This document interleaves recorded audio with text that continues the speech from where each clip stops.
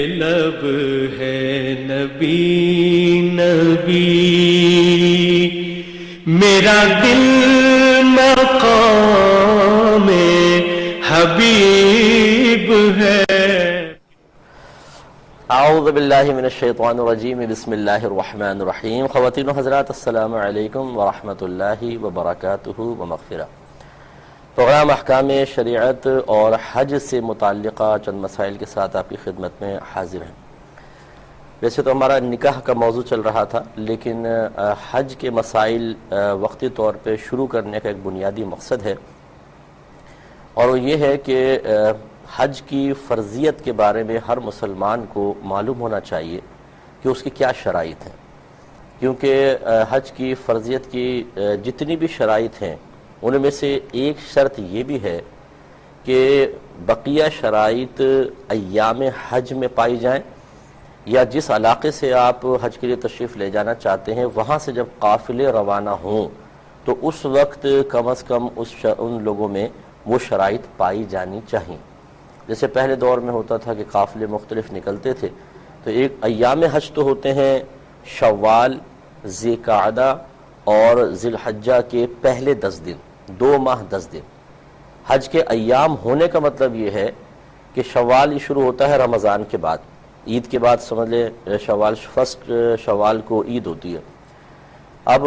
جس نے مثال کے طور پہ وہاں پہنچ کر حج کی نیت سے احرام پہن لیا، پھر وہ پورے شوال اسی احرام میں رہا، احرام کی پابندیوں کے ساتھ، پھر ذی قعدہ میں، پھر وہ ذی الحجہ کی 8 ذی الحجہ کو جیسے منا جاتے ہیں اسی احرام کے ساتھ گیا، تو یہ احرام اس حج کے سلسلے میں ویلڈ مانا جائے گا۔ وجہ اس کی یہ ہے کہ اس نے ایام حج میں یہ احرام پہنا تھا۔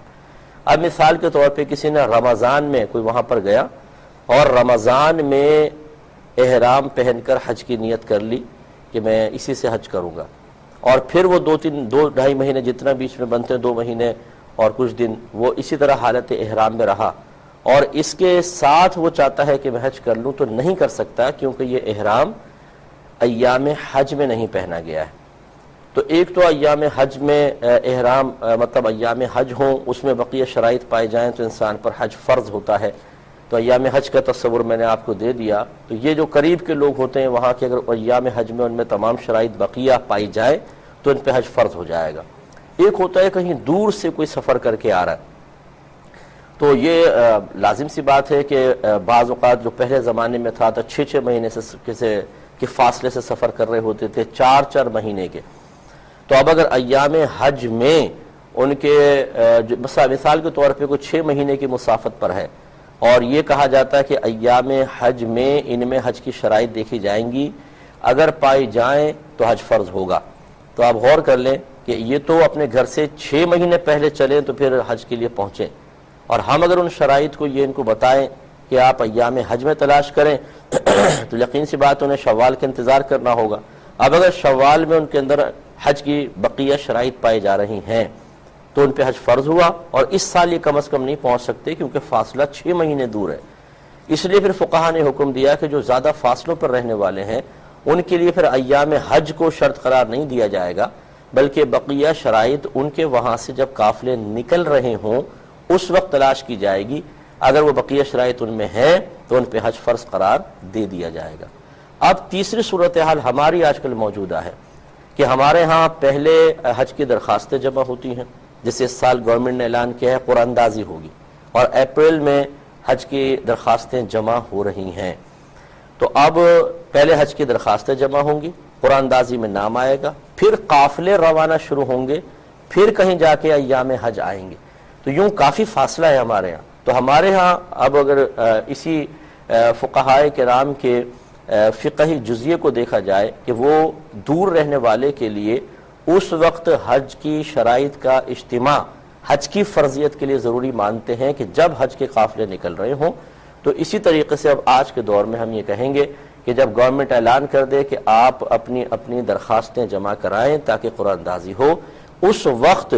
ہم میں سے ہر شخص کو اپنے اندر حج کی بقیہ شرائط کو تلاش کرنا چاہیے۔ جس میں وہ شرائط پائے جائیں سمجھ جائیے کہ آپ پہ حج فرض ہے، اگر پہلے نہیں کیا تو حج فرض ہے، اور جب حج فرض ہے تو پھر ہمیں فوراً درخواست جمع کرانی ہوگی، پھر آگے نام نکلے نہ نکلے وہ الگ بات ہے، لیکن ہم پہ حج فرض ہو گیا اور ہمیں حج کی درخواست جمع کرانی چاہیے۔ یہ وجہ ہے کہ میں نے آپ کی خدمت میں مناسب سمجھا کہ ابھی چونکہ درخواستیں جمع ہونے کا اس سیزن آ چکا ہے، تو ہم میں سے ہر جو مسلمان بھائی بہن ہمیں دیکھ رہا ہے وہ حج کی یہ شرائط اپنی ذات میں تلاش کرے۔ گھر کا ہر فرد جس میں پائی جائیں سمجھ لیں اس پہ حج فرض ہو چکا ہے۔ سماعت فرما لیں کہ یہ شرائط آپ کو یہ ابھی اپریل کا جو کمنگ اپریل ہے اس میں، بلکہ چل ہی رہا ہے جو، اس میں آپ کو دیکھنی ہوں گی۔ حج کی درخواستیں چونکہ جمع ہونے والی ہیں تو شرط یہی ہوگی کہ حج کی درخواستیں جب جمع ہوں گورنمنٹ کی، اس وقت اگر کسی شخص میں شرائط پائی جائیں گی تو کم از کم اس پہ حج فرض ہو جائے گا۔ پھر آگے ادا کیسے کرنا ہے وہ آگے میں آپ کو عرض کرتا ہوں۔ تو وہ شرائط یہ ہیں کہ سب سے پہلے آپ گھر میں سب دیکھیں کہ کس میں شرائط ہیں کہ سب سے پہلے وہ مسلمان ہو، نمبر 2 عاقل ہو، عقل والا ہو، لہذا پاگل و مجنون پر حج فرض نہیں ہوتا۔ تیسرا وہ بالغ ہو، نابالغ پر حج فرض نہیں ہوتا، اور یہ میں بارہا آپ کو بتا چکا ہوں کہ بچی میں بلوغت کی عمر 9 سے 15 سال کے درمیان ہے، کہ جب کبھی ان ایام میں 9 سے 15 سال کے درمیان اگر بچی کو حیض وغیرہ آ جاتا ہے سمجھ لیں وہ بالغہ ہو گئی ہیں، اور اب بقیہ شرائط دیکھی جائیں گی۔ لیکن اگر کسی کو 9 سے 15 سال تک کے درمیان ایسے کوئی آثار بلوغت کا سامنا نہیں کرنا پڑا یا اس کے اندر آثار بلوغت پیدا نہیں ہوئے تو 15 سال کے بعد تو بالغ ہونے کا حکم دے دیا ہی جائے گا۔ اور لڑکے کے اندر بلوغت کی عمر ہوتی ہے 12 سے 15 سال کے درمیان، جب کبھی احتلام وغیرہ اس ایام میں ہو جائے وہ بالغ ہو گیا، اور اگر نہیں ہے تو 15 سال کے بعد لڑکا بھی بالغ کہلاتا ہے۔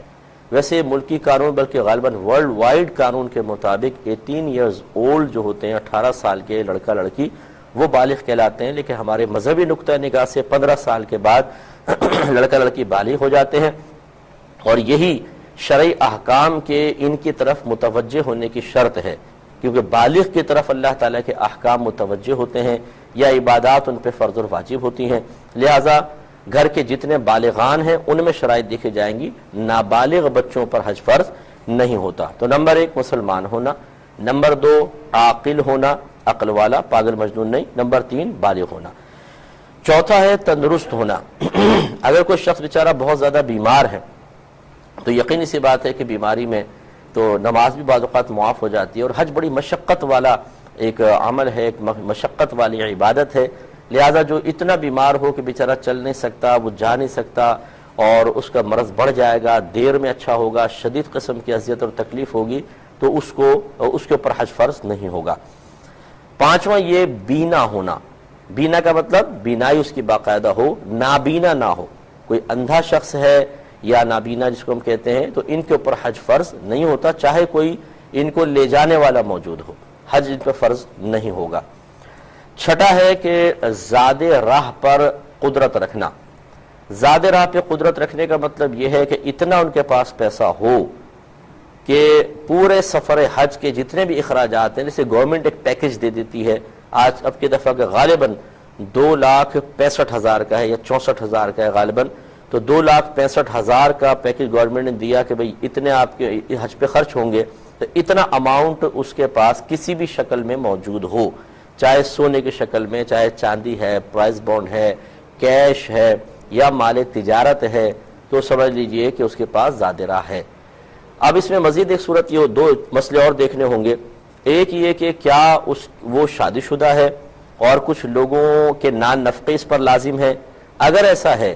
تو حج کے پیکج کے جتنے اخراجات ہیں اس کے علاوہ اس کے پاس اتنا مزید پیسہ ہونا چاہیے کہ اس کی غیر موجودگی میں گھر والے اس سے گزارا کر سکیں، یعنی گھر والوں کو گویا کہ نان نفقہ دے کر جائے گا۔ اگر مثال کے طور پہ کسی کے پاس فقط 2,65,000 روپے ہی ہیں اور گھر والوں کا جو مثال کے طور پہ 40 دن کا وہ سفر کرتا ہے اور اس کے لیے کم و بیش 30, 40, 50,000 درکار ہیں، تو اس پہ حج فرض نہیں ہوگا، کیونکہ زاد راہ اتنا نہیں ہے کہ گھر والوں کو نفقہ دے کر جائے۔ تو آپ کی خدمت میں گزارش کر رہے تھے کہ یہ اپریل کا مہینہ چل رہا ہے، اس میں حج کی درخواستیں گورنمنٹ جمع کر رہی ہے، تو گھر کے ہر فرد کو چاہیے کہ اپنی ذات میں ان نشانیوں کو تلاش کرے، اگر موجود پائیں تو سمجھ لیں آپ پر حج فرض ہو گیا ہے۔ نمبر 1 مسلمان ہونا، نمبر 2 عاقل ہونا، نمبر 3 بالغ ہونا، نمبر 4 تندرست ہونا، نمبر 5 بینا ہونا یعنی بینائی باقاعدہ اس کی صحیح ہو، چھٹا زاد راہ پر قادر ہونا۔ جو ہم نے آپ کو بتایا جتنا گورنمنٹ کو پیکج وغیرہ بتاتی ہے، جیسے آپ اس کی دفعہ غالباً 2,65,000 ہے، تو وہ اس کے پاس موجود ہونا، چاہے کیش کی شکل میں ہو، سونا چاندی کی شکل میں ہو، مال تجارت کی شکل میں ہو۔ لیکن اس میں 2 مسئلے میں نے کہا تھا کہ مزید آپ کو دیکھنے ہوں گے۔ ایک تو یہ کہ اگر وہ شخص ایسا ہے کہ اس پہ کچھ لوگوں کا نان نفقہ لازم ہے، تو پھر یہ بھی ضروری ہے کہ اس زاد راہ کے علاوہ اس کے پاس اتنا مال اور ہو کہ اپنی غیر موجودگی میں بطور نان نفقہ اپنے گھر والوں کو دے کر جا سکے۔ ہاں اگر وہ ان میریڈ ہے یا ایسا شخص ہے جس پر کسی کا کوئی نان نفقہ وغیرہ لازم نہیں ہے، تو پھر جتنا گورنمنٹ نے اعلان کیا اتنا ہی پیسہ اس میں دیکھا جائے گا۔ دوسری بات یہ ہے کہ یہ بھی دیکھا جائے گا کہ جتنا اس کے پاس پیسہ ہے وہ اس کی حاجت اصلیہ سے زائد ہونا چاہیے۔ حاجت اصلیہ سے مراد وہ تمام چیزیں ہوتی ہیں کہ جن کے بغیر انسان کا گزارا انتہائی مشکل ہو جائے۔ اس میں آپ کا لباس ہے، کپڑے اور یہ جوتے وغیرہ ہیں، پھر گھر کا ساز و سامان ہے، گھر کے برتن ہیں، گھر کی جو ضروری مشینریاں ہیں، یہ سب۔ اب مثال کے طور پہ کسی کے پاس 2,65,000 روپے ہیں بالفرض، لیکن اسے ابھی فوراً اپریل کے مہینے میں مثال کے طور پہ کچھ گھر کے برتن بھی لے کر آنے ہیں، کچھ لباس خریدنے ہیں اپنے بچوں کے وغیرہ اپنے لیے، اور دیگر ضروری چیزیں لینی ہیں، اور وہ گمان کرتا ہے کہ اگر میں ان کو خریدوں گا تو پھر یہ 2,65,000 باقی نہیں رہے گا، 1 لاکھ، 1.5 لاکھ، 2.25 لاکھ اس طرح پیسہ باقی رہے گا، کچھ خرچ ہو جائے گا، تو اس پر پھر حج فرض نہیں ہوگا۔ وجہ اس کی یہ ہے کہ جتنا اس کے پاس اماؤنٹ تھا اس میں حاجت اصلیہ بھی شامل ہو گئی، گویا کہ حاجت اصلیہ کے لیے مختص و مال ہے۔ ہاں اگر بہت زیادہ ہو کہ حاجت اصلیہ جو ضروریات ہیں وہ بھی پوری ہونے کے بعد بھی اس کے پاس اماؤنٹ باقی بچتا ہے حج کے پیکج والا، تو پھر اس کو ضروری ہے کہ وہ حج فرض ہو جائے گا۔ اسی طریقے سے بعض اوقات یہ سمجھانے کے لیے عرض کرتا ہوں، بعض لوگ بچیوں کے جہیز کے لیے سونا بنا کے رکھ لیتے ہیں یا روپیہ بنا کر رکھ لیتے ہیں۔ اگر وہ والدین کے قبضے میں ہے، بچیوں کے حوالے نہیں کیا گیا، تو پھر والدین کو یہ سونا یا کیش اس کا بھی شمار کرنا پڑے گا، کیونکہ بچی کی شادی کے لیے رکھا ہوا مال حاجت اصلیہ میں مستغرق نہیں کہلاتا ہے، اس کو دیکھیں گے۔ اسی طرح بعض لوگ ایسے ہوتے ہیں کہ جو پیسے جمع کر رہے ہوتے ہیں مکان وغیرہ بنانے کے لیے مثال کے طور پر، اور وہ فوری طور پہ کوئی پیمنٹ نہیں کرنی ہے، یہ ابھی 5-7 لاکھ جمع ہو گئے، آہستہ آہستہ جمع کرتے کرتے کبھی 1-2 سال میں ہم کر لیں گے، تو مکان کے لیے جمع شدہ پیسہ اگر فوری طور پہ آپ کو پیمنٹ نہیں کرنی ہے تو پھر یہ حاجت اصلیہ میں مستغرق تصور نہیں ہوگا، اس شخص پہ حج لازم قرار دیا جائے گا۔ اسی طریقے سے بعض لوگوں نے کسی جیسے اسلامک بینک میں بعض اوقات انویسٹمنٹ کے لیے اپنا پیسہ رکھ دیا ہوتا ہے، 10 لاکھ 12 لاکھ رکھا ہے، پر منتھ کچھ نہ کچھ لے رہے ہوتے ہیں، اس پیسے کا بھی حساب کیا جائے گا۔ تو اب آپ غور کریں گے تو یہ آپ کو محسوس ہوگا کہ ہو سکتا ہے کہ والد صاحب کے پاس اتنا پیسہ نہ ہو لیکن والدہ کے پاس ہو، ان پہ حج فرض ہوگا۔ اگر بالغ بیٹے کے پاس ہے، باقی کسی گھر والوں کے پاس نہیں ہے، تمام شرائط اس میں جمع ہو رہی ہیں، تو اس کے اوپر حج فرض ہو جائے گا۔ اس لیے ہر شخص اچھی طریقے سے اپنے بارے میں غور و تفکر کرے، شرائط کو دیکھے اور پھر اس کے بعد فیصلہ کرے۔ اس کے علاوہ ایک شرط یہ بھی ہے کہ عورت کا عدت میں نہ ہونا۔ اگر کسی بہن کا شوہر فوت ہو گیا، ان دنوں میں وہ عدت گزار رہی ہیں، تو چاہے ان کے پاس مال وغیرہ موجود ہو، ان پر حج کی فرضیت نہیں ہوگی۔ اور آخری شرط یہی ہے کہ ان تمام شرائط کے جو میں نے ذکر کی، ان کا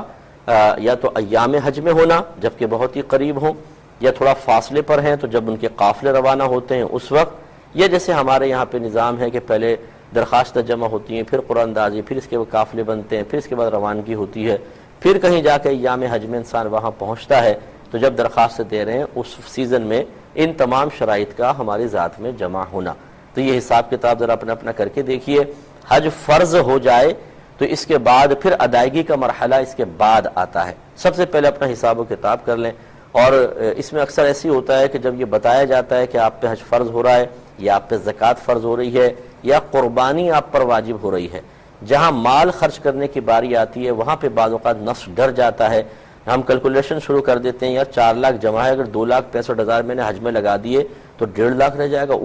نہیں بھائی ایسا میں نہیں کر سکتا۔ تو ہم بعض اوقات بخل میں مبتلا ہو جاتے ہیں اور اللہ تبارک و تعالیٰ کے عطا کردہ مال کو اس کی عبادات کی ادائیگی میں خرچ کرنے سے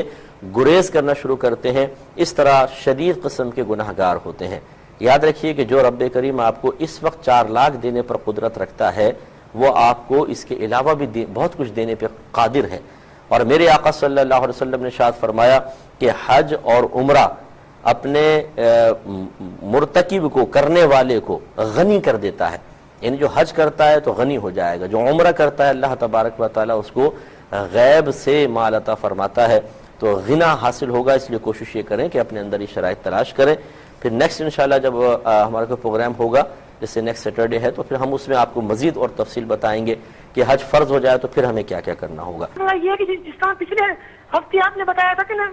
نابینا آدمی پہ حج فرض نہیں ہے، تو کیا نابینا آدمی حج پہ بالکل جا بھی نہیں سکتا؟ ٹھیک ہے، اور یہ کہتے ہیں کہ آپ نے کہا تھا کہ نابینا پہ حج فرض نہیں ہوتا، تو کیا اگر نابینا جانا چاہے تو جا بھی نہیں سکتا؟ دیکھیں، جانے کو منع نہیں کیا گیا، اصل یہ ہے کہ اس کے ذمے حج کی فرضیت لازم ہوگی یا نہیں ہوگی، بس یہ تو اس پہ حج فرض نہیں ہوتا۔ لیکن اگر نابینا کسی کے ساتھ جائے اور حج کرے گا تو انشاءاللہ اس کا حج ادا ہو جائے گا۔ حج سے متعلقہ مسائل کے ساتھ آپ کی خدمت میں ایک دفعہ پھر حاضری کا شرف حاصل ہے۔ پچھلے پروگرام میں آپ کو بتایا تھا کہ حج اس شخص کے اوپر فرض ہوتا ہے جس میں کچھ شرائط ان ایام میں جمع ہو جائیں، کہ یا تو آپ قریب رہتے ہیں بہت ہی تو پھر حج کے دنوں کے اندر شرائط جمع ہوں، جیسے شوال کا مہینہ ہے، رمضان کے بعد شوال، ذی القعدہ اور ذی الحجہ کے اول 10 دن جو ہوتے ہیں، یہ 2 مہینے 10 دن حج کے ایام کہلاتے ہیں۔ تو قریب والوں تو قریب جو بہت ہی قریب رہتے ہیں مکے سے، وہ تو ان 2 مہینے 10 دن کے اندر بلکہ 10 دن سے تو پہلے، کیونکہ 10 دن میں تو پھر مناسک ہوتے ہیں، 8 ذی الحجہ کو مینا جانا ہوتا ہے، اس سے پہلے اپنی ذات میں ان شرائط کو تلاش کریں گے۔ اگر کوئی زیادہ فاصلے پر رہتا ہے کہ وہاں سے باقاعدہ قافلے بن کر آتے ہیں، کوئی قرآن دازی وغیرہ کا معاملہ نہیں ہوتا، تو پھر وہ اس وقت ان شرائط کو دیکھیں کہ جب ان کے علاقوں سے قافلے بن کر حرمین طیبین کی جانب جاتے ہیں۔ اور جیسے ہمارے ہاں پاکستان میں سسٹم ہے کہ پہلے درخواستیں جمع کرائیں پھر قرآن دازی ہوگی، جیسے اس سال خاص طور پہ ایسے ہی ہے کہ آپ درخواستیں جمع کرائیں، قرآن دازی ہوگی، اور پھر جن کے نام نکل آئیں گے وہ جائیں گے۔ تو ایسے ہمارے مسلمان بھائی بہن جو پاکستان میں رہتے ہیں اور وہ قرآن اندازی کے وقت میں، وہ مطلب اس وقت جس وقت قرآن اندازی ہو رہی ہے اس وقت اپنے اندر یہ شرائط موجود پائیں تو ان پر حج کی فرضیت ہو جائے گی۔ تو ایک ہوتا ہے حج کا ہمارے ذمہ لازم ہو جانا، لازم ہو جانے کے بعد اب ہے حج کی ادائیگی، یہ 2 چیزیں ہوتی ہیں۔ بعض اوقات حج کی فرضیت ہو جاتی ہے، یعنی حج ہمارے ذمہ لازم ہو جاتا ہے لیکن ادائیگی واجب نہیں ہوتی۔ تو پہلے یہ ہم نے آپ کو بتایا تھا کہ جو حج کے لزوم کی شرائط ہیں کہ انسان مسلمان ہو، عاقل ہو، بالغ ہو، تندرست ہو، وہ دیکھنے پہ قدرت رکھتا ہو، بیمار وغیرہ نہ ہو، اور بینا ہو، نابینا نہ ہو۔ اس کے علاوہ اتنا اس کے پاس زاد راہ ہو کہ وہ آرام سے حج پہ جا سکے اور واپس آ سکے، جیسے کہ آج کل پورا ایک پیکج بنا کر دے دیا جاتا ہے جس میں ٹرانسپورٹیشن بھی سب ہوتی ہے، ہوائی جہاز کے ٹکٹ ہیں، کھانا ہے، پینا ہے، زیارتیں ہیں وغیرہ وغیرہ، اور ہوٹلنگ وغیرہ بھی سب اسی میں، رہائش اسی میں شامل ہوتی ہے۔ تو اس طرح فل پیکج کا اگر اس کے پاس خرچہ موجود ہے، اور ہم یہاں کے اعتبار سے اگر دیکھیں تو قرآن اندازی کے جیسا یہ جو اپریل کا مہینہ چل رہا ہے، اس مہینے اگر کسی کے پاس ہیں اتنے پیسے کہ پورا سفر خرچ وہ اٹھا سکتا ہو، پورے پیکج کے پیسے ہوں، اور پھر اس کے بعد ہم نے آپ کو بتایا تھا کہ اگر وہ گھر کا کفیل بھی ہے، کچھ لوگ اس کی کفالت میں ہیں، تو اتنا مزید اس کے پاس پیسہ ہونا چاہیے کہ وہ اپنی غیر موجودگی میں اپنے گھر والوں کو نان نفقہ دے کر جا سکے۔ اور اگر گھر کا سرپرست وغیرہ نہیں ہے تو بس پھر اتنا ہی کافی ہے کہ وہ پورا سفر خرچ جو ہے، وہ خرچ سفر جو ہے وہ اٹھا سکے۔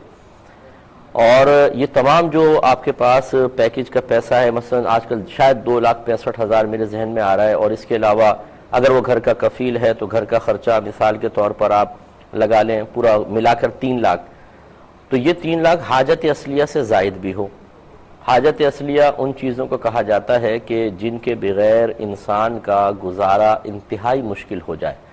جیسے ہمارے لباس ہیں، برتن ہیں، بستر وغیرہ ہیں، آج کل فریج ہے، اور اگر کوئی اے سی باقاعدہ یوز کرتا ہے تو اے سی بھی اس کے لیے ہو سکتا ہے، کتابیں ہیں، کمپیوٹر وغیرہ ہیں جو اسٹڈی وغیرہ کے لیے یوز کیے جاتے ہوں، نہ کہ صرف تفریحات کے لیے. تو یہ تمام چیزیں ذرا ذہن میں رکھیں کہ اگر ان سے وہ زائد ہے تو پھر اس کا مطلب ہے کہ وہ حاجت اصلیہ سے زائد ہے، تو اس پہ حج کی فرضیت ہو جائے گی. اگر عورت ہے تو اس کے لیے ضروری ہے کہ عدت سے وہ باہر ہو، عدت میں نہ ہو، کیونکہ عدت میں ہوگی تو پھر وہ عدت پوری کر رہی ہے. تو یہ شرائط وہ کم از کم ہم سب کو دیکھنی چاہیے، تو سمجھ لیں حج فرض ہے. اب آتا ہے حج کی ادائیگی کا مسئلہ کہ ادائیگی کب فرض ہوتی ہے. تو ادائیگی اس صورت میں یقیناً فرض ہوگی کہ ایک تو راستہ پرامن ہو، کوئی بیچ میں مسائل نہ ہوں. جیسے بعض اوقات ایسا ہوتا ہے کہ جس راستے سے آپ کا جہاز گزرنا ہے، آپ پہ حج فرض تھا، تیاری بھی تھی، لیکن وہاں پر جنگ شروع ہو گئی مثال کے طور پہ، اور وہاں سے جہازوں کا گزرنا منع ہو گیا، پانی کے جہاز کی صورت بھی نہیں ہے، آپ بائی روڈ بھی نہیں جا سکتے ہیں مثال کے طور پہ. تو اب ادائیگی آپ پر فرض نہیں رہی ہے. اب ہوگا یہ کہ یہ آپ کے ذمہ فرض تو رہے گا، لیکن اس سال آپ پہ جانا لازم نہیں ہے، اب آپ اگلے سالوں میں کر سکتے ہیں. فرق دونوں صورتوں میں یہ ہوگا کہ اگر آپ پہ حج فرض ہو گیا تھا، راستہ پرامن تھا اور آپ نہ جاتے بلا عذر، تو ہر سال تاخیر کرنے پر شدید گناہگار ہوتے. جیسے بعض لوگ اپنی کاروباری مصروفیات کی وجہ سے ویسی موڈ نہیں بن رہا، یار اس سال تو موڈ نہیں بن رہا، اگلے سال دیکھتا ہوں، اس سے اگلے سال، آگے کرتے رہتے ہیں. تو بلا عذر جب حج کی فرضیت ہو جائے تو حج کو مؤخر کرنا، اس میں تاخیر کرنا، دیر کرنا، یہ بہت شدید گناہ ہے. اکابرین نے، فقہا نے اس کو شدید گناہی قرار دیا ہے، اس لیے اس میں احتیاط کرنی چاہیے. اور اس صورت میں یہ ہے کہ آپ تو تیار ہیں بالکل، لیکن ایک شرعی عذر متحقق ہو گیا ہے کہ راستہ پرامن نہیں ہے، اس صورت میں آپ گناہ گار نہیں ہوں گے. دوسری بات یہ، جیسے اب یہ قرآن اندازی کا مسئلہ ہے کہ آپ نے پیسے جمع کرا دیے اور آپ کا نام نہیں نکلا قرآن اندازی میں، تو یہ ایک مجبوری کی صورت ہو گئی کہ اب آپ ویسے نہیں جا سکتے ہیں. لیکن اس صورت میں یہ ضرور ہے کہ اگر کسی کے پاس اللہ تبارک و تعالیٰ نے اسے زیادہ پیسہ دیا، اس کے پاس وافر مقدار میں مال موجود ہے، اور وہ پرائیویٹ طور پر کسی ٹریول ایجنسی وغیرہ کے ساتھ، جیسے کاروان جاتے ہیں ان کے ساتھ رابطہ کر سکتا ہو اور جا سکتا ہو، افورڈ کر سکتا ہو، تو پھر اس کے اوپر یہ لازم رہے گا کہ وہ ان کے ساتھ وہ نکلے. تو اس لیے یہ بھی ذرا دیکھ لیا جائے، یہ کوئی صرف اس کو عذر بنا کے آدمی نہ رہ جائے کہ جی میرے ساتھ تو مطلب حج میں قرآن اندازی میں نام نہیں آیا تو بس اس سال تو میں کروں گا ہی نہیں. اگر اللہ نے پیسہ دیا ہے، حاجت اصلیہ سے زائد موجود ہے، تو پھر ہمیں حج فرض ادا کرنے کے لیے اس طرح کی پرائیویٹ کسی کمپنی کے ساتھ جانا چاہیے. تیسری چیز یہ ہے کہ عورت عدت میں نہ ہو. مثال کے طور پر اس نے جس وقت شرائط وغیرہ چاہیے تھیں، کوئی عذر نہیں تھا، حج فرض ہو گیا، لیکن جب ادائیگی کا موقع ہے اس سے 1-2 دن پہلے مثال کے طور پہ شوہر کا وصال ہو گیا ہے، تو اب عورت کے لیے حکم یہ ہوگا کہ یہ حج کی ادائیگی اس پہ لازم نہیں رہی، یہ پہلے عدت گزارے. اب لیکن ایک مسئلہ یہ ہے کہ دیکھیں، عدت ہے واجب اور حج ہے فرض. تو فرض کو واجب پر فوقیت دینی چاہیے یا واجب کو فرض پر؟ تو اگر واجب اور فرض ہونے کو فقط دیکھا جائے تو عقل تو یہی کہتی ہے کہ واجب سے فرض کی ادائیگی مقدم ہونی چاہیے، اسے پہلے ہمیں کرنا چاہیے. لیکن ہم جب ایک اور جہت سے دیکھتے ہیں کہ عدت مقید بالوقت ہے، یعنی عدت ایک ایسی پابندی ہے یا اللہ تعالی کی طرف سے واجب کردہ ایک ایسا عمل ہے جو ایک وقت کے ساتھ مقید کر دیا گیا ہے. جیسے شوہر وصال کرے گا، اگر عورت غیر حاملہ ہے تو 4 ماہ 10 دن، اور اگر حاملہ ہے تو جب تک بچہ پیدا نہیں ہو جائے گا اس کی عدت رہے گی. تو یہ چونکہ فوراً شوہر کی وفات کے بعد اس کا آغاز ہو جاتا ہے، اور اس میں ایسا نہیں کر سکتے کہ اس کو اپنی مرضی سے آگے پیچھے کر لیں، تو یہ گویا کہ ایک وقت کے ساتھ مقید ہوئی. تو ایسی عبادت یا ایسا کوئی بھی عمل جس کو شریعت نے کسی وقت کے ساتھ خاص کر دیا ہو، اسے مقید بالوقت کہتے ہیں. تو وہ اسی وقت میں ادا ہو سکتا ہے. مقید بالوقت ہے ہی وہ کہ اسی وقت میں وہ ادا ہو سکتا ہے، وقت گزار دیا تو پھر ادا نہیں ہو سکے گا. جبکہ حج آپ دیکھیں کہ اگر آپ اس سال نہیں کرتے، اگلے سال کر لیں، اس سے اگلے سال، اس سے اگلے سال، تو تاخیر کرنے کی بنا پر گناہگار تو ضرور ہوں گے، لیکن جب بھی ادا کریں گے وہ ادا ہی ہوگا، قضا نہیں ہوگا. تو ہر ایسا عمل کہ جو اللہ تعالی کی طرف سے لازم قرار دیا گیا ہو اور اسے زندگی میں جب کبھی آپ ادا کریں وہ ادا ہی ہو، قضا کا اس میں کوئی تصور نہ ہو، تو اسے کہتے ہیں مطلق عن الوقت۔ مطلق مانے جس کو آزاد رکھا گیا ہو، عن الوقت وقت سے، جس کو وقت سے آزاد رکھا گیا ہو۔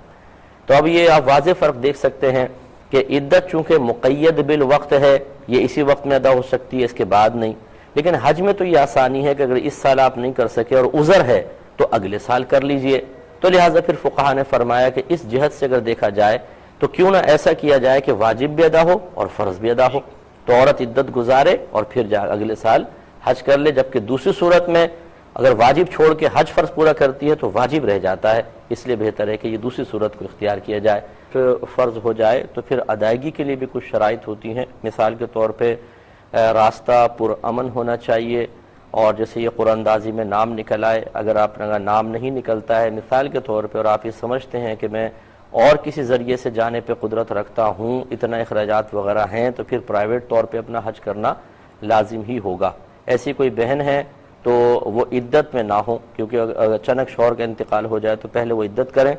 حج پھر اگلے سال کریں۔ ہاں اگر عدت پہلے ختم ہو جاتی ہے اور وہ جا سکتی ہوں تو پھر وہ کسی محرم کے ساتھ جائیں گے۔ مزید عورت کے لیے ضروری یہ ہے کہ وہ عورت کے ساتھ کوئی نہ کوئی اس کا محرم ہونا چاہیے۔ بغیر محرم کے اگر عورت حج کرے گی تو حج تو ہو جائے گا لیکن قدم قدم پر گناہگار ہوگی، شدید گناہگار ہوگی، کیونکہ نبی کریم صلی اللہ علیہ وسلم نے عورت کو بغیر محرم کے گھر سے باہر نکلنے سے، اور وہ بھی مسافرت کے لیے، منع فرما دیا ہے۔ اور یہ یاد رکھیں کہ جب عورت پہ حج فرض ہو جائے تو اب جیسے اس کی ادائیگی اس وقت اس پر لازم ہوگی کہ ایک تو محرم بھی ہو، اور دوسرے اگر محرم کے پاس خرچہ نہیں تو پھر عورت اس کا خرچہ دے۔ اتنا اگر عورت کے پاس اخراجات ہیں تو پھر عورت پر حج کی ادائیگی لازم ہوتی ہے۔ اگر عورت اپنا خرچہ تو دے سکتی ہے لیکن محرم کے پاس اپنے پیسے بھی نہیں ہیں، اس پہ کوئی حج فرض وغیرہ بھی نہیں ہے، اور یہ عورت اس کو دے بھی نہیں سکتی، اتنے مزید خرچہ نہیں ہے، تو پھر اس پہ ادائیگی لازم نہیں ہے، اگلے سالوں میں حج کر سکتی ہے۔ میری معلومات کے مطابق اس سال کوئی ایسی پالیسی بنی ہے کہ 45 ایئرز اولڈ عورت جو ہے 45 سالہ یہ بغیر محرم کے حج کر سکے گی۔ یاد رکھیں کہ یہ بہرحال بہت سوچ سمجھ کے ہی بنایا گیا ہوگا، لیکن شرعی قواعد اپنے مقام پر ہیں۔ 45 ایئرز کی عورت جو ہے وہ بہت ہی جوان قسم کی ہوتی ہیں، اور بعض ایسی خواتین ہوتی ہیں جو ذرا ایکسرسائز وغیرہ کرتی رہتی ہیں، اپنا کیئر کرتی ہیں، تو 45 کی ہونے کے باوجود وہ بعض اوقات 30، 35، 33 ایئرز اولڈ لگتی ہیں، تو یہ ایک جوان عورت ہوتی ہے، اور اس طرح کی عورت کا بغیر محرم کے سفر کرنا نبی کریم صلی اللہ علیہ وسلم نے سختی سے منع فرمایا۔ یہاں تک ارشاد فرمایا کہ جو عورت اللہ تبارک و تعالیٰ اور اخروی دن پر ایمان رکھتی ہے وہ بغیر محرم کے 3 دن کی مسافت کا سفر اختیار نہ کرے۔ گویا کہ ایمان کو مشروط کر دیا اس کے ساتھ کہ جس کا آخرت پر ایمان ہوگا، جو نبی کریم صلی اللہ علیہ وسلم کی طرف سے آخرت کی بیان کردہ وعیدوں پر یقین اور ایمان رکھتی ہوگی، وہ کبھی بھی جرأت اور ہمت نہیں کرے گی۔ تو یہ سمجھ میں نہیں آتا کہ اتنی ینگ عورت کے لیے بغیر محرم کے جانے کی اجازت کیسے پاس کر دی گئی ہے، اس پہ توجہ کرنی چاہیے، ورنہ جتنے پالیسی میکر ہیں سب کے سب گناہگار ہوں گے۔ اور اگر کوئی ہمارے علم پر اعتماد رکھتا ہے، قرآن و حدیث کا جو ہم علم آپ کی خدمت میں پیش کر رہے ہیں، آپ اس کو سمجھتے ہیں کہ ہاں واقعی اس میں کوئی دم خم ہے اور صحیح بات بیان کر رہے ہیں، تو پھر وہ بہنیں کہ جو ہمارے مشورے پر عمل کرنا چاہیں وہ ہرگز اس طرح نہ جائیں۔ اگر آپ جائیں گی، جیسے میں نے کہا، حج آپ کا ادا ہو جائے گا لیکن قدم قدم پر گناہگار ہوں گی۔ اور ہمارا کابری نے لکھا ہے کہ جیسے مکۃ المکرمہ میں 1 نیکی 1,00,000 نیکیوں کے برابر ہے، ایسے ہی وہاں پہ گناہ 1,00,000 گناہوں کے برابر ہے۔ اس لیے اب یہ کہ اپنے شوق و ذوق کی تکمیل کے لیے، کیونکہ یہ رضا الہی تو اس میں نظر نہیں آتی کہ انسان گناہگار ہوتا رہے، تو گناہ کر کے پھر کسی عبادت کو اختیار کرنا یا کسی اللہ تعالیٰ کے قرب کے راستے کو تلاش کرنا، یہ تو کہیں پر ثابت نہیں ہے، نہ اس طرح کابرین نے کیا۔ اس لیے کوئی بھی بہن جو واقعی اللہ کی رضا کی متمنی ہے تو پھر وہ اس طرح سفر نہ کرے، اور اگر کوئی کرے گی تو اس کا مطلب اسے رضا الہی مطلوب نہیں، اپنے شوق کی اور ذوق کی تسکین مطلوب ہے کہ جی متبرک مقامات دیکھ لیں گے، بس اتنا ہے، کیونکہ قبول کرنے والی ذات تو اللہ تعالیٰ کی ہے، اور اللہ تعالیٰ کے احکام کو انسان بوجھ سمجھ کر اور معذاللہ بیکار سمجھ کر اور ان کی حکمتوں کو نظر انداز کر کے یہ سوچے کہ جی بس چھوڑو، حکم الہی اپنے مقام پہ ہمارے لیے جانا جائز ہے اور اس طرح ہم کر سکتے ہیں، تو پھر خود سوچئے کہ کیسے اللہ تبارک و تعالیٰ کی بارگاہ میں مقام قرب حاصل ہوگا۔ حج تو اللہ ہی قبول فرمائے گا، اور اس نے رد کر دیا اس گناہوں پر دلیری کی بنا پر، تو اتنا خرچ کرنے کا کیا فائدہ ہوگا؟ اس لیے ذرا اچھی طریقے سے ہماری بہنیں سمجھیں اور محرم کے ساتھ ہی سفر کریں۔ ہاں یہ ضرور ہے، اگر کوئی بہت ہی بوڑھی خاتون ہے کہ جو بالکل اب جاذب نظر نہ رہیں اور عمر بھی کافی زیادہ ان کی ہو چکی ہے، اور انہیں باقاعدہ سنبھالنے والے دوران سفر کچھ لوگ موجود ہوں، ان کے لیے اجازت نکل سکتی ہے، لیکن 45 ایئرز کی عورت تو بہت جوان ہے، انہیں احتیاط کرنی چاہیے۔ ہم نے حج افراد کیا تھا اور ہم نے اس میں قربانی نہیں کی، کیا ہمارا حج ہو گیا؟ دیکھیں، حج افراد کرنے والے پر قربانی واجب ہوتی ہی نہیں ہے۔ یہ حج تمتع یا حج قران کرنے والے پر حج کی قربانی شکرانے کے طور پہ واجب ہوتی ہے، چاہے غنی ہو چاہے فقیر،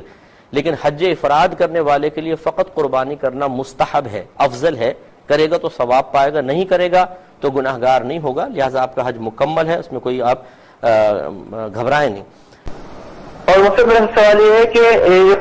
حج کیوں جاتے ہیں کہ قارن جو ہوتا ہے، یعنی جو حج اور عمرہ ایک ساتھ ادا کرتے ہیں؟ جی جی ہیلو، اگر وہ قربانی نہ کرے، اس سے پہلے حج کروا لے، اس کے بعد قربانی کرے، تو اس کا کیا حکم ہوگا؟ ٹھیک ہے، ایک کوشچن کیا تھا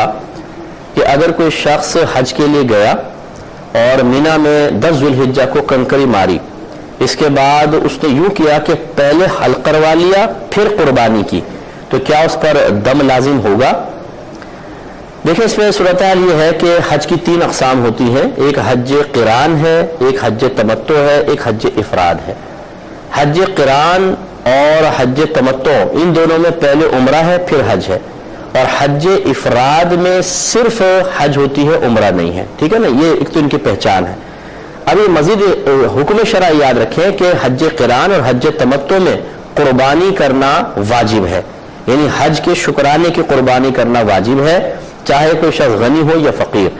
اور حج افراد کرنے والے پر قربانی کرنا واجب نہیں، مستحب ہے، کرے گا تو ثواب ملے گا، نہیں کرے گا تو کوئی گناہ نہیں۔ بس اب اس تفصیل کے بعد یاد رکھیں کہ اگر کوئی حج قران اور حج تمتع کر رہا ہے تو فقہ حنفی کی روشنی میں 10 ذو الحجہ کو افعال میں ترتیب واجب ہوگی۔ مثلا پہلے وہ بڑے شیطان کو کنکری مارے گا، اس کے بعد قربانی کرے گا، اس کے بعد حلق کروائے گا، اس کے بعد طواف الزیارہ ہے۔ یہ حج قران حج تمتع والے کے لیے۔ اگر چنانچہ اگر انہوں نے اس کو پلٹ دیا کہ پہلے قربانی کر لی، پہلے حلق کروا لیا بعد میں قربانی کی، تو دم لازم ہو جائے گا۔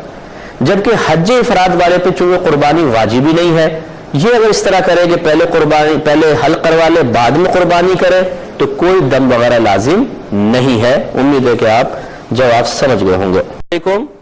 وعلیکم السلام۔ جی بہن، صاحب کیسے ہیں آپ؟ اللہ کرم، اللہ آپ کو زندگی صحت دے، بہت اچھا کام، بہت کچھ سیکھا آپ سے، اللہ آپ کو زندگی دے، صحت تندرستی دے۔ آمین۔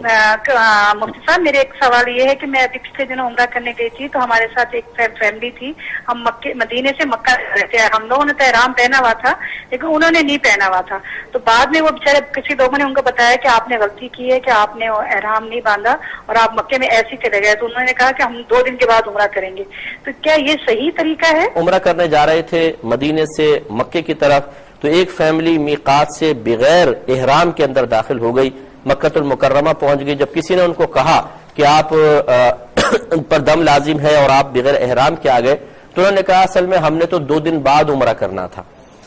دیکھیں، یہ وہ لوگ ہوتے ہیں بیچارے کہ جو معلومات حاصل کر نہیں سکتے ہیں یا سطحی قسم کی معلومات لیتے ہیں۔ جب ہمیں کوئی کیس لڑنا ہو، سب سے ماہر وکیل چاہیے۔ ہمیں اسکول میں بچوں کو داخل کروانا ہو، سب سے بہترین اسکول چاہیے۔ ہمیں بچوں کو ٹیوشن پڑھوانی ہو، سب سے بہترین ٹیوٹر چاہیے۔ ہمیں بچی کا نکاح کرنا ہو، سب سے بہترین لڑکا، سب سے اچھی تنخواہ والا چاہیے۔ لیکن جب دین کا معاملہ ہو تو پپو پان والا بھی زندہ باد ہوتا ہے، پھر کسی سے بھی معلوم کر لیں گے اور اس کے اوپر بنیاد رکھ کے اپنی پوری عبادت کا بیڑا غرق کر دیں گے۔ یہ وہ اسی قسم کے لوگ ہوتے ہیں کہ جن کو بیچاروں کو یہ پتہ نہیں کہ آپ کو میقات سے گزرتے ہوئے احرام کی پابندی لازم ہے، چاہے عمرہ 10 سال بعد کرنے کا ارادہ ہو، عمرے کا تعلق، احرام کا تعلق عمرے کے ساتھ بعد میں ہوگا، پہلے میقات کے ساتھ ہے کہ میقات ہے ہی وہ مقام کہ جہاں سے نبی کریم صلی اللہ علیہ وسلم نے بغیر احرام کے آگے جانا حرام قرار دے دیا ہے، لہٰذا ان پہ دم واجب ہوا۔